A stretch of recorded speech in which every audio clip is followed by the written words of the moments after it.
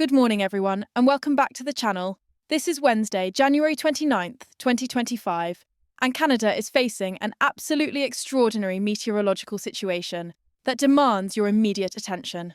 Right now, across this country, we are witnessing three separate extreme weather events converging simultaneously in what meteorologists are describing as an exceptionally rare triple threat scenario.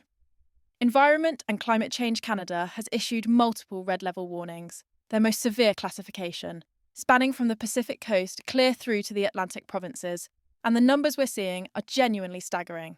We're talking about rainfall totals approaching 200 millimetres in British Columbia's coastal regions, snowfall accumulations exceeding 50 centimetres across the prairies, and wind chill values plummeting to absolutely lethal minus 45 degrees Celsius in Northern Territories and portions of the central provinces.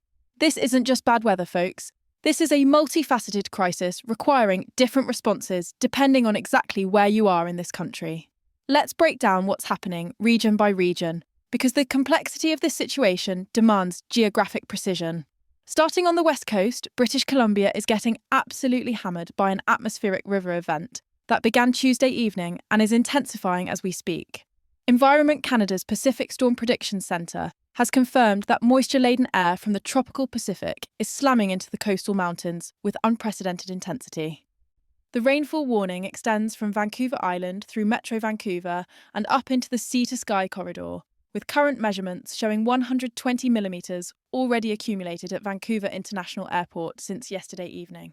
That's approaching half a year's worth of January rainfall in less than 24 hours. The situation is even more severe in elevated areas. Cypress Mountain recorded 156 millimetres as of 6 a.m. Pacific time this morning, and the rain is continuing at rates of 15 to 20 millimetres per hour. We're looking at total accumulations that could reach 180 to 200 millimetres by the time this system finally moves inland Thursday afternoon. Now here's where this gets particularly dangerous on the coast. Temperatures are sitting right around 8 to 10 degrees Celsius at sea level, which means this is pure liquid precipitation, and that has massive implications for runoff and flooding. The Fraser Valley Regional District has issued flood watches for the Chilliwack River, and multiple smaller tributaries are already exceeding bankfall conditions. Highway 1 through the Fraser Canyon is experiencing significant water pooling, and Drive BC is reporting reduced visibility and hydroplaning conditions on virtually every major corridor in the Lower Mainland. BC Ferries has cancelled multiple sailings on the major routes due to high winds associated with this system. We're seeing sustained winds of 60 to 70 kilometres per hour, with gusts reaching 90 kilometres per hour on the Strait of Georgia. If you're in Metro Vancouver, Surrey, Burnaby, Richmond, anywhere in that coastal zone, you need to avoid unnecessary travel. Ensure your storm drains are clear, and if you're in a flood-prone area, have your emergency kit ready and know your evacuation route. Moving inland and upward in elevation, this exact same system transforms completely. As that atmospheric river hits the interior mountain ranges, we're seeing a transition from rain to absolutely massive snowfall. The Coquihalla Highway, that critical transportation corridor connecting the coast to the interior, is under an extreme snowfall, warning with accumulations of 40 to 50 centimetres expected by Thursday evening. The BC Ministry of Transportation has implemented commercial vehicle restrictions, and they're strongly advising against all non-essential travel. Avalanche Canada has elevated their danger rating to high or very high across the South Coast, South Columbia, and Kootenay regions. We're talking about a snowpack that's being loaded rapidly with heavy, dense snow on top of existing weak layers. That's a textbook recipe for significant avalanche activity. If you have any plans for backcountry recreation, cancel them. This is not negotiable. Multiple avalanche professionals I've spoken with are emphasising that conditions are as dangerous as they've seen in recent memory. Now let's pivot east to the prairies, where we're dealing with an entirely different beast. Alberta, Saskatchewan, and Manitoba are in the grip of an Arctic outbreak that is frankly difficult to comprehend unless you've experienced these conditions yourself. The culprit here is a massive high-pressure system that has parked itself over the Beaufort Sea, funneling Arctic air southward through the Mackenzie Valley and spilling across the prairie provinces. Environment Canada's temperature readings as of 6 a.m. Mountain Time show Edmonton sitting at minus 32 degrees Celsius with a wind chill of minus 43. Calgary is slightly better at minus 28 with a wind chill of minus 39. But better is doing some heavy lifting in that sentence. As we move into Saskatchewan, Regina is reporting -35 actual temperature with wind chill values reaching -46. Saskatoon is marginally colder at -36 with wind chills of -47. These are not overnight lows, folks. These are current conditions in what should be mid-morning. The dangerous aspect here isn't just the cold itself, though that's certainly life-threatening. It's the combination of temperature and wind. We're seeing sustained northwest winds of 25 to 35 kilometres per hour across the open prairies. And that wind is what drives these wind chill values into genuinely lethal territory. At wind chill values below -40, exposed skin can freeze in less than 10 minutes. We're not talking about discomfort here. We're talking about frostbite developing in the time it takes to walk from your car to a building entrance. Manitoba is experiencing the worst of this Arctic blast, with Winnipeg recording -37 degrees Celsius and a wind chill of -48 as of this morning. Thompson in northern Manitoba has dropped to -41 with wind chills approaching -52. At those values, any exposed skin freezes in under 5 minutes, and even breathing becomes painful as the extreme cold affects your respiratory system. The impact on infrastructure across the prairies is significant and growing. Multiple school divisions in all 3 prairie provinces have cancelled classes today, and that's not a snow day decision, that's a safety decision based purely on temperature. You don't send children to bus stops when the walk from their house to the street could result in frostbite. Manitoba Hydro is reporting increased power demand as heating systems work overtime, and they're asking customers to conserve electricity where possible to reduce strain on the grid. Saskatchewan has activated its extreme cold weather response, opening additional warming centres in Regina, Saskatoon and Prince Albert. Alberta Health Services is reporting a spike in cold-related injuries. Frostbite cases are up significantly compared to this time last week, and emergency departments are seeing patients with hypothermia who were only outside for brief periods. Now, on top of this brutal cold, the prairies are also dealing with snow. Not the massive accumulations we're seeing in British Columbia's mountains, but persistent moderate snowfall driven by this Arctic air mass moving over relatively warmer surfaces. And yes, when I say relatively warmer, I'm talking about surfaces that are merely -20 compared to air that's -35. This temperature differential is generating what meteorologists call Arctic sea smoke or steam fog, which then produces light to moderate snow. The Trans-Canada Highway across southern Saskatchewan has multiple sections with poor visibility, under 1 kilometre in some areas, due to blowing snow. That's snow that's already fallen, being picked up by these strong winds, and reducing visibility to nearly zero at times. If you absolutely must travel across the prairies today or tonight, you need a full winter survival kit in your vehicle. Blankets, extra clothing, non-perishable food, water, flashlight, candles, matches, and a fully charged phone with backup battery. This is not optional. Every winter, people become stranded in these conditions, thinking they'll only be driving for an hour, and that hour can turn into a life-threatening situation remarkably quickly. The timeline for this Arctic outbreak is concerning because we're not looking at rapid relief. The forecast models, and I'm looking at both the Canadian Global Environmental Multiscale Model and the American GFS model, which are in good agreement here, show this Arctic high pressure maintaining its position through at least Friday. That means Edmonton doesn't see temperatures rise above -25 until Saturday at the earliest. Winnipeg stays below -30 through Thursday night. These aren't quick cold snaps. This is a prolonged Arctic intrusion that's going to test infrastructure and human endurance across a massive swath of the country. Moving further east into Ontario and Quebec, we're seeing a transition zone where this Arctic air is colliding with moisture from a system tracking up from the American Midwest, and that collision is producing, you guessed it, more snow. Southern Ontario is under a winter storm, warning with Toronto expecting 15 to 25 centimetres by Thursday morning. Ottawa is looking at similar totals, though with the added complication of temperatures hovering right around -15 to -18 degrees Celsius. Cold enough that this snow is going to be light and fluffy, which sounds pleasant until you realise that means it's going to blow and drift significantly.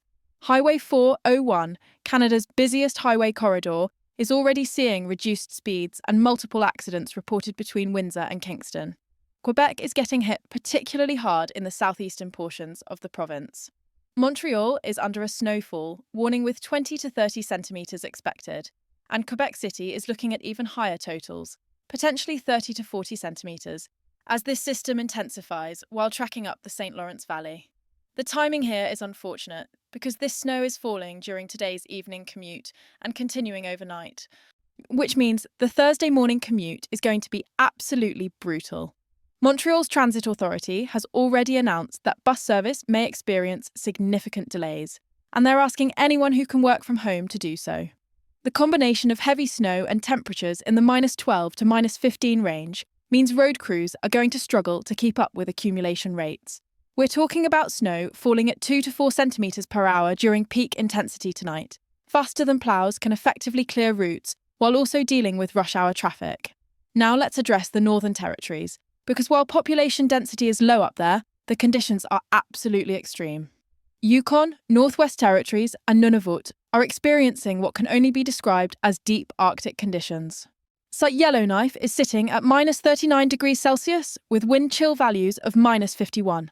Inuvik has dropped to -42 with wind chills reaching -55. Iqaluit in Nunavut is reporting -38 with wind chills of -53. These communities are built for cold weather. Their infrastructure, their building codes, their entire way of life is designed around winter.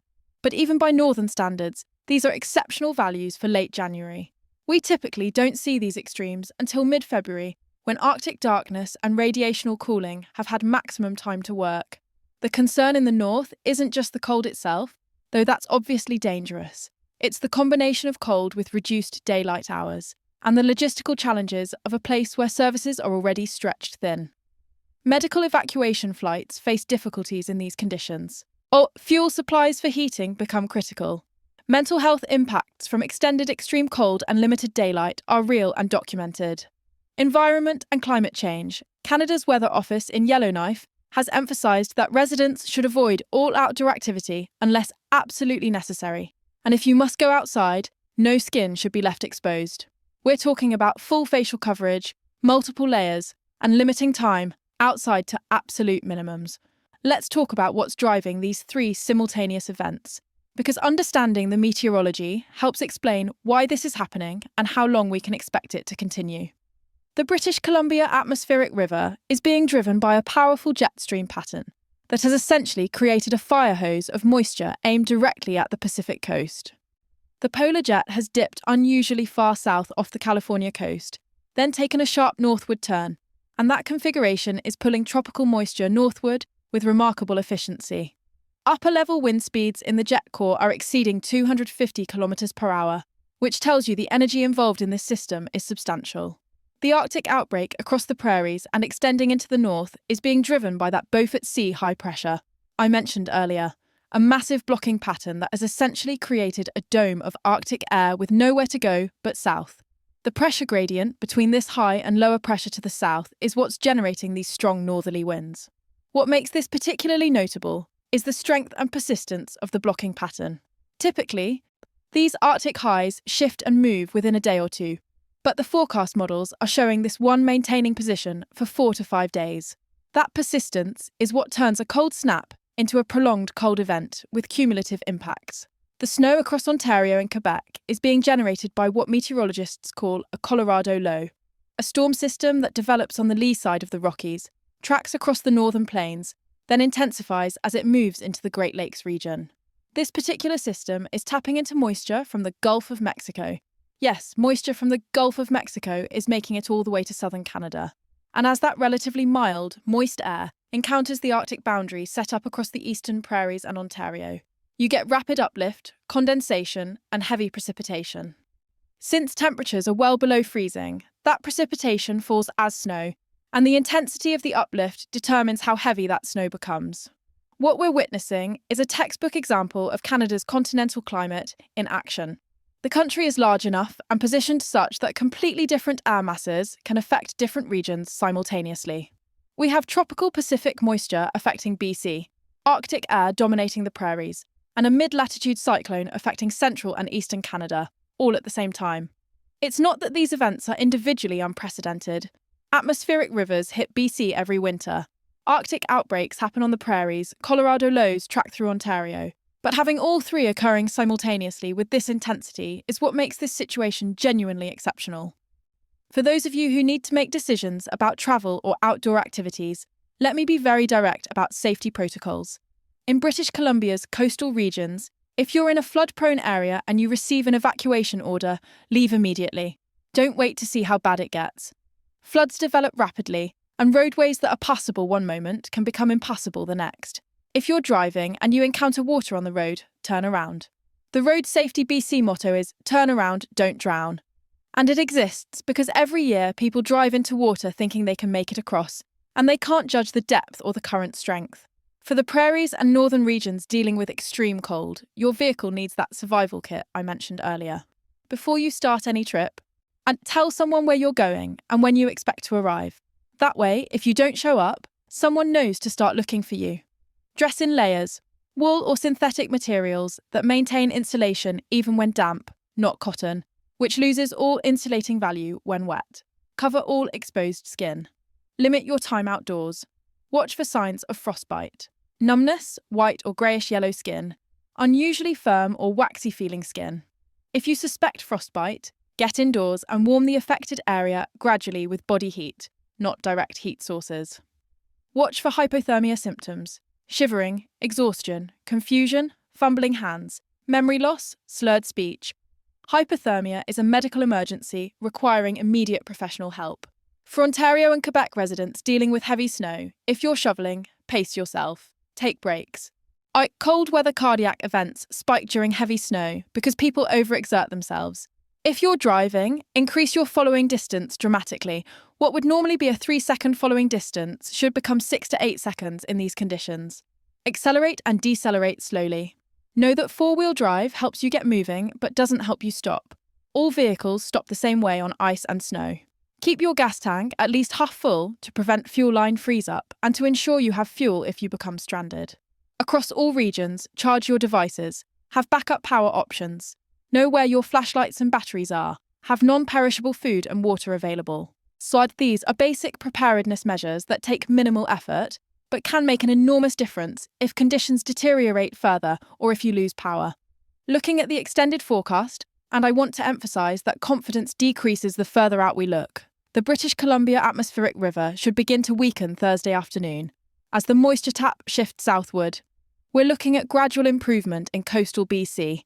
Thursday night into Friday, though rivers will remain high and flood risks will persist even after the rain ends. The snowpack in the mountains is going to be absolutely loaded, so avalanche danger will remain elevated for days after the precipitation ends. The Arctic outbreak across the prairies shows signs of moderating this weekend. The high pressure over the Beaufort is forecast to weaken and shift eastward, which should allow temperatures to recover into the -15 to -20 range by Saturday. Still cold, but substantially less dangerous than what we're experiencing now. However, there's some uncertainty in the models about how quickly this moderation occurs.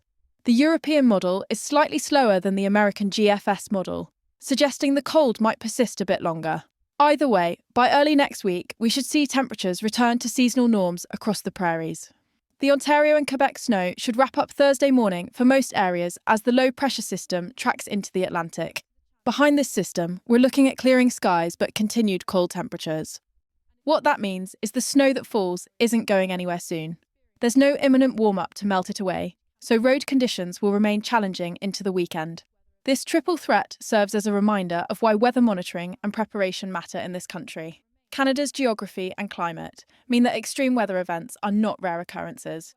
They're regular features of living here. What makes today's situation noteworthy is the simultaneity and the intensity across multiple regions.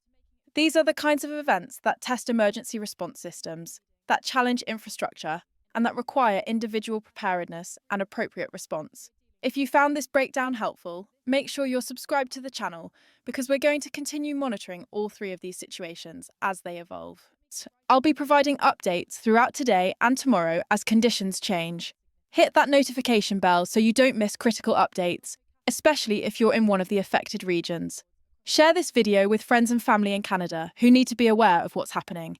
This is information that could literally save lives if it helps someone make better decisions about travel or outdoor exposure. Stay safe out there, everyone. Make smart choices, look out for your neighbours, especially elderly folks or anyone who might need assistance. And don't take unnecessary risks. This weather will pass, but only if we all make it through safely. I'll see you in the next update.